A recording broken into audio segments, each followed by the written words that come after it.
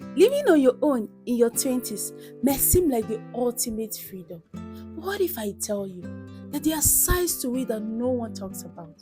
From the overwhelming loneliness that creep in during weekends to the constant battle of managing financial burdens, bills, and even cooking for yourself, taking responsibility for your action. It is not all glamorous. It comes with a lot of life challenges. It's not as beautiful as we all thought. And in today's video, I am going to be telling you the unspoken regrets that comes with living on your own in your 20s. I bet you won't want to miss it. Trust me. Please stick around as we get right into the video. Hey guys, welcome back to Grace Empire, and if you're new here, my name is Grace. In today's video, we are going to be diving into a topic that is super close to home for a lot of us. I'm going to be talking about the unspoken regrets that come with living on your own in your 20s.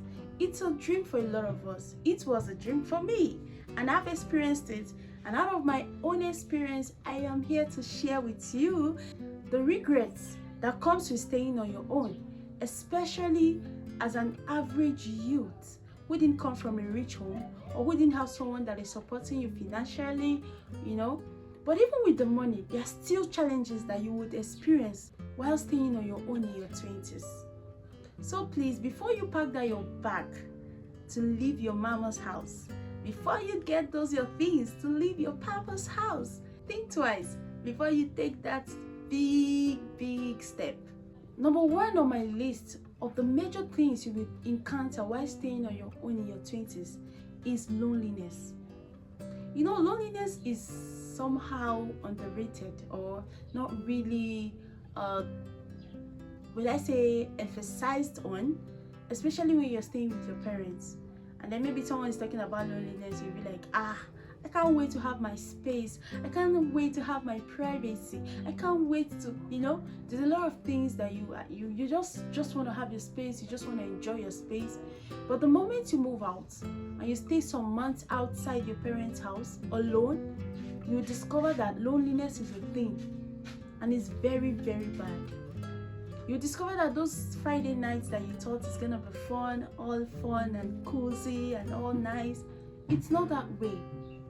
Because now you have a lot of responsibilities, now you have a lot of things to think about. Now you're totally responsible for yourself, 100%.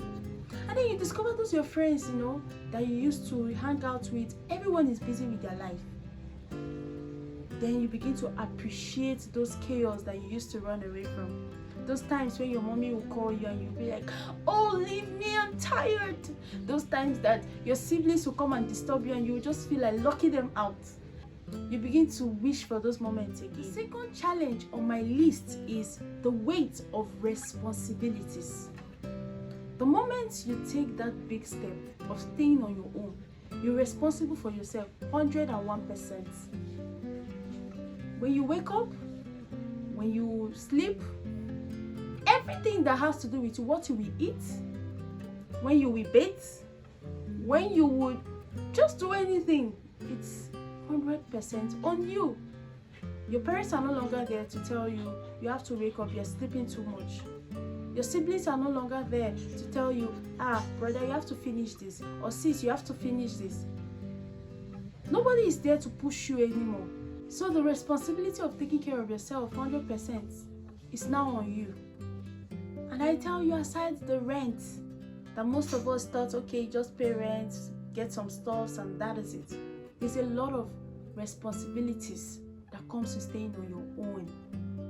And this is the time when a lot of people tend to fall back. This is the time when a lot of people tend to, fail, because there's no longer motivation.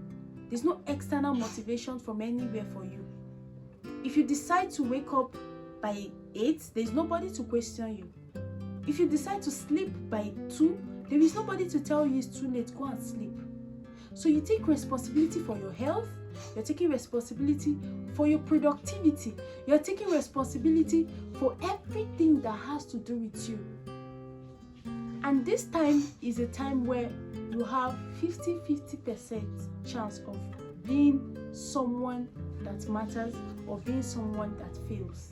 And then this leads me to our third point, which is emotional toil. This one, it's somehow intertwined with loneliness, but I think it's way more beyond loneliness. It's way more beyond loneliness because the emotional instability that you experience when staying on your own is top notch. You know, when you're in your parents' house, the house is always very noisy. For most of us, it was very noisy. And you had a lot of visitors coming in, friends, you made plans and you kept to your plans. It was a lot of fun. Though the problem you had to face is the constant coffee, constant taking of permission to do anything. And to you, that seemed like the big problem. It seemed like the major problem. The moment you move out of your parents' house, you discover that there is more to freedom than just having your privacy. The emotional toll it takes on you, it's on another level, if not well managed. Especially for people that are leaving home for the first time, it can really take an emotional toll on them. Even those times when you think, you just want to give yourself some treats, you just want to have fun, you discover that the people that used to have your time, they don't even have your time. Adulthood, it's a lot of stress. Adulthood comes with a lot of responsibilities. And those responsibilities, if not well managed, can cause emotional toil on you. That sense of failure when you discover that you are not as productive as you would want to be, or as you would be before, or you were before, sorry. You discover that these things, they're no longer working the way you used to, envisage them, or the way you used to plan, or the things you had in your head. You thought in your mind that the moment you move out, you're going to be able to achieve this, achieve that. And if things are not falling into place as planned for you, it could take a lot of emotional toll on you. And that is why you should be ready. Because these are the things that bring about depression, anxiety, and so on. Fourth challenge about staying on your own in your 20s is financial stress. It's not about paying rent. Paying rent alone is not all. When the bills begin to pile up, you discover that to manage yourself alone is very expensive. And sometimes your paycheck won't be able to do everything. Your monthly salary won't be enough to keep you up for a whole month. You have to pay rent, you have to pay for utilities, you have to pay for groceries, you have to pay for a lot of things. And then sometimes, even the little savings you have, you end up touching it. And then the moment you say, okay, let me just take a little and sort out this, you discover that you even spent more than what you anticipated or what you wanted to spend. And that can really be devastating. It looks like you're working and you're not having any savings. It looks like you're working like an elephant and eating like an ant. So you really need to plan yourself very well if you want to survive staying on your own in your 20s. It can be rewarding, yes. There's a lot of positive ends to staying on your own in your 20s, which I'm not going to be talking about in this video. I'm only telling you some of the challenges that you would encounter staying on your own in your 20s. Yes, there are good sides to staying on your own in your 20s. A lot of good sides to it. But you need to be prepared for this before packing out from your parents' house. Because you discover that the savings, you planned you're going to be saving 20,000 naira every month.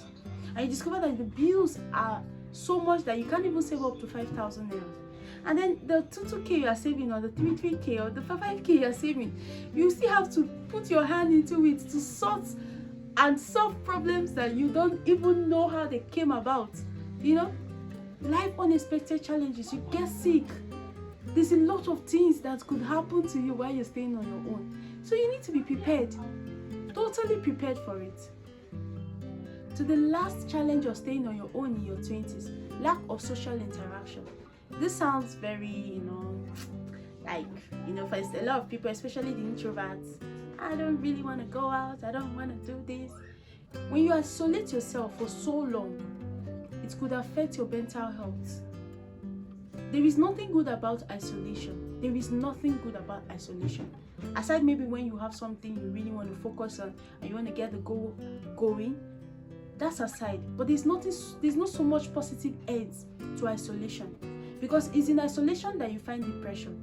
Most times isolation brings anxiety, isolation brings a lot of even health issues. Yes, staying in one place for a long time, a prolonged time, may even lead to some health issues. So that isolation creeps in most times when you're staying on your own. You move into a new area, you don't know anybody, there's nobody to talk to. You even discover that your friends that you used to hang out with or you used to call, you now have to take permission from them, or rather, you have to inform them before calling them. You have to pre-inform them that you have a challenge you want to discuss with them. You have to plan things with them. And most times they don't even show up. They are so busy with their lives, they don't even show up. So you have to deal with a lot of things. You have to deal with it. You discover that before calling and talking to people that normally you would just, go to their house, you have to tell them ahead of time. You have to call them and ask them, when will you be free? I would like us to talk. So adulthood is not easy. And though the excitement that comes for us, you're so excited. As a teenager, when I wanted to move out from my parents' house after my graduation, I was really excited. In fact, my dad is very strict. My dad never wanted me to stay on my own. In fact, my dad don't even believe that girls are meant to stay on their own. He just had this, African parent mentality, that girls are not supposed to stay on their own. They're supposed to be in their parents' house until they get married. And I wanted to stay on my own. I desperately wanted it. For me, it was a dream come true. I had to devise a ways.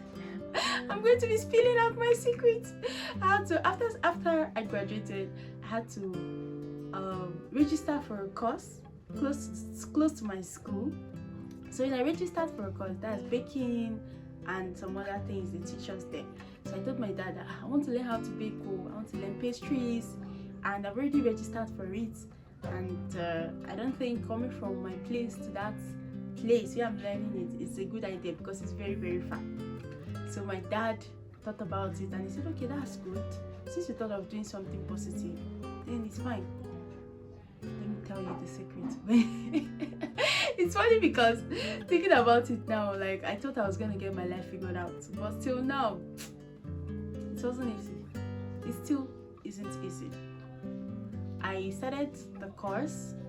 Sincerely, that was not the course I wanted to do. That wasn't the course I wanted to do. I didn't want to do baking or pastries. My mom was into pastries, so I knew a lot about pastries even before I registered for it. So I just wanted to use that as an escape route. So when I registered, I stayed for a month. It was supposed to be a 6 months course. I stayed for a month, and then I told my madam, that's my boss, that I got a job and I would like to work because I don't think I'll have money to pay up for the remaining months.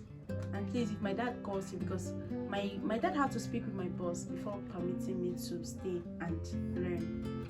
So I said, please, if my dad calls you, tell him that I'm still working with you. So I started working, and then I got a job with Oppo. I started working. I worked with Oppo for 4 months, and then I got another job, and that's how I ended up staying on my own till date. Yeah, it's almost 2 years now, and I tell you, it has been a lot of struggles, a lot of failures, a lot of success, a lot of tears, a lot of loneliness, a lot of back and forth, and a lot of blessings too. So if you're planning to stay on your own, it's a good idea. But please plan yourself. Be ready. Because if you're not ready, you're going to encounter a lot of setback, depression, failures. You have to take responsibility for your action. You have to know when to off your phone and sleep. You have to know when to wake up. You have to know when to do the right thing. You have to know when to spend and when not to spend. You have to be very careful because adulthood is not a joke. It is not a joke. You see the way I'm being serious. It's not a joke. And if you're not careful, you may end up at the other side of life. And that side of life is not cool. That side of life is not a side of life I wish for anybody. So please, before you pack out your bag, or before you achieve that your long-awaited dream of staying on your own like me, please Think about these things, plan ahead, and know that you're responsible for yourself 100%. Take responsibility for your action and choose to be excellent. Choose to make mistakes and bounce back. Choose to be that girl that will not fall into depression. Choose to be that boy that will not have to deal with anxiety. And even if you have to deal with it, dust yourself and get up and face life. Get life going. I'm rooting for you, and we are in this together. And that leads us to the end of this video. Thank you so much for watching to this point.